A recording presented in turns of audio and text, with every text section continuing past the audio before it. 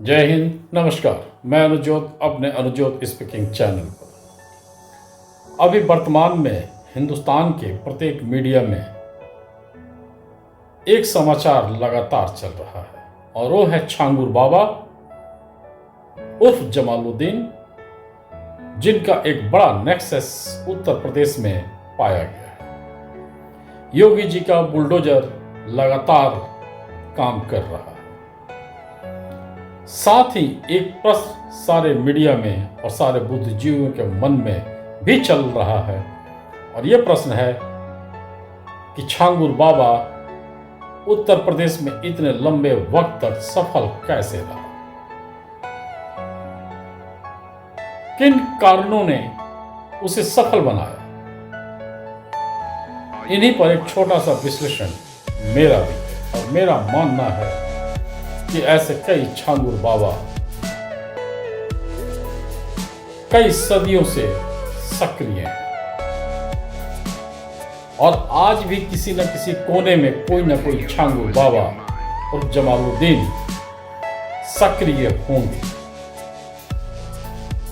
कितनी भी केरला स्टोरी बन जाए, कितनी भी कश्मीर फाइल्स बन जाए, लेकिन छांगुर बाबा और जमालुद्दीन जैसे लोग हिंदुस्तान में प्रश्रय पाते हैं, ये एक सोचनीय विषय।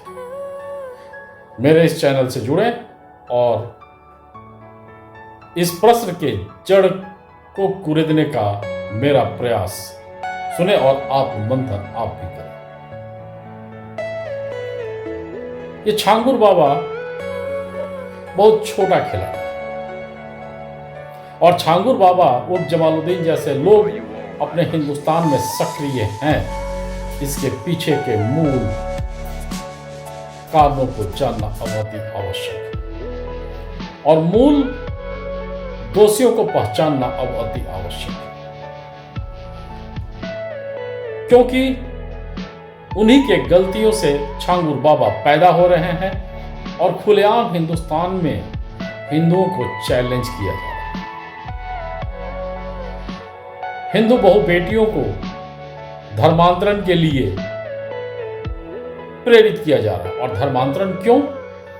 क्योंकि वो बहु बेटियां उनकी जनसंख्या को बढ़ाने में एक रोबोटिक खिलौने की तरह काम कर सके। आज हिंदुओं में एक या दो बच्चे का प्रचलन है और यह जरूरी भी है। हम लोग महिलाओं का सम्मान करते हैं,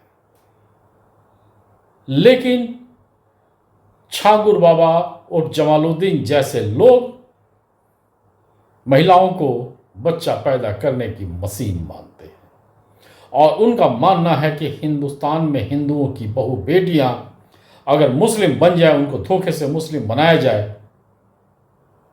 तो बच्चा पैदा करने का रोबोटिक मशीन तैयार होगा और हिंदुओं की आबादी घटेगी और छांगुर बाबा जैसे विकृत मानसिकता के लोगों की आबादी बढ़ेगी। और इन सब के पीछे जो मूल कारण है वो है हिंदुस्तान की राजनीति। आज हिंदुस्तान में 10% राजनीतिक दलों को छोड़ दिया जाए तो 90% राजनीतिक दल सिर्फ वोट बैंक के लिए खुलेआम तुष्टिकरण राजनीति करते पाए गए हैं। और अब तो स्थिति ऐसी बन गई है कि हिंदू सभाओं में, हिंदू इलाकों में जाकर वे खुलेआम चैलेंज भी करते हैं कि तुम जात पात में रहो, हम तो वोट लेंगे तुष्टिकरण राजनीति से।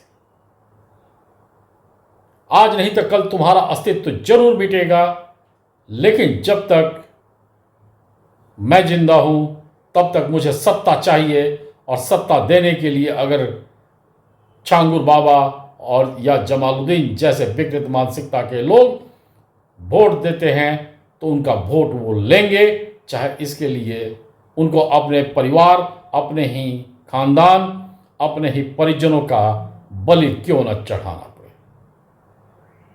और जब तक हिंदुस्तान में राजनीति का चाल और चरित्र ऐसा रहेगा। यकीन मानिए, कहीं ना कहीं किसी न किसी कोने में छांगुर बाबा निश्चित रूप से अपना प्रयोगशाला चला रहे होंगे, चलाते हुए दिखेंगे। हिंदुस्तान में कई राज्य हैं और अधिकांश राज्यों में तुष्टीकरण वोट बैंक राजनीति अपने चरम पर है। इनमें आप सभी जानते हैं कि ऐसे कौन कौन से राज्य हैं और उन राज्यों में कौन कौन से ऐसे राजनीतिक दल हैं जो छांगुर बाबा उर्फ जमालुद्दीन की जैसे विकृत मानसिकता का वोट लेने के लिए किसी भी हद तक जा रहे हैं या जाने का कोशिश करते रहते हैं और खुलेआम करते हैं। अतः छांगुर बाबा जैसे लोग या जमालुद्दीन जैसे विकृत मानसिकता के लोग को पैदा करने वाले और 90% राजनीतिक दल हैं जिनका उद्देश्य एन तेन सत्ता प्राप्त करना है, चाहे वोट लेने के लिए चाहे सत्ता प्राप्ति के लिए। उनको किसी की भी बलि चढ़ानी पड़े, अपने परिवार की बलि चढ़ानी पड़े, अपने रिश्तेदारों की बलि चढ़ानी पड़े, अपने दोस्तों की बलि चढ़ानी पड़े, तो आम हिंदुस्तानी का क्या औकात है। ऐसे लोगों को रोका जा सकता है। अभी कई राज्यों में चुनाव है, जिन चुनावों में ऐसे कई राजनीतिक दल खुलेआम तौर पर इस तरह का चैलेंज हिंदुओं को दे रहे हैं, खतरनाक बीज समाज में बोने का प्रयास कर रहे हैं। अतः मेरा अनुरोध आप सभी से होगा कि छांगुर बाबा उर्फ जमालुद्दीन जैसे लोग इसलिए पैदा हो रहे हैं कि हमारे 90% राजनीतिक दल दूषित हैं। जब तक इन दूषित तत्वों को देश के राजनीति से नेस्तनाबूद नहीं किया जाएगा, हिंदुस्तान की जनता नहीं करवाएगी, आम हिंदू नहीं करवाएगा, किसी न किसी कोने में छांगुर बाबा और जमालुद्दीन जैसे विकृत मानसिकता के लोग घर के बहु बेटियों का इज्जत तार तार करने का प्रयास करते नजर आएंगे। सचेत रहें। जय हिंद, धन्यवाद।